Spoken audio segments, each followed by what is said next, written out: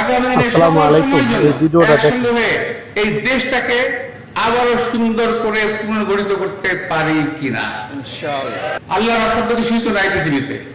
আমরা আগে বলতাম হাসিনাবিহীন বাংলাদেশ চাই, আজকে হাসিনাবিহীন বাংলাদেশ পেয়েছি। এখন আওয়ামীবিহীন বাংলাদেশ করতে হবে। আওয়ামী লীগের গণতন্ত্র কখনো পাশাপাশি চলতে পারে না। শয়তানের দোসর এই হলো আওয়ামী লীগ।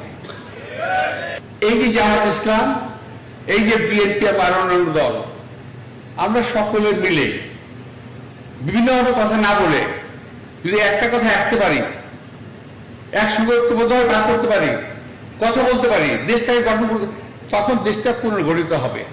নইলে এই দেশটাকে কিন্তু নিয়ে সারা জীবন আমাদের প্রতিবেশী দেশ ভারত কিন্তু খেলতেই থাকবে, খেলতেই থাকবে, খেলতেই থাকবে।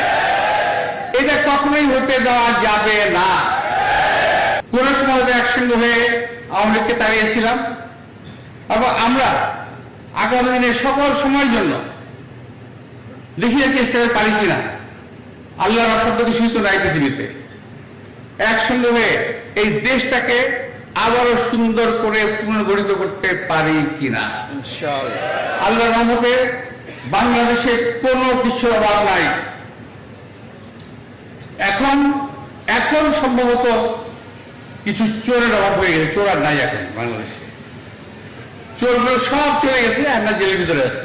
আমি জানি না আমার কথা শুনলে ওরা আঘাতপ্রাপ্ত হবেন কিনা, বলে হতে পারে না, কিচ্ছু আমি জানি না। কারণ কথার অধিকারটা আদায় করেছি, তো অনেক পরিশ্রম করে আদায় করেছি। যারা পরশুদিন জন্ম হয়েছে তারা আজকে আমাদের পরিশ্রমের মূল্য বুঝবে না। তারা বুঝবে না যে সাইদ সাহেব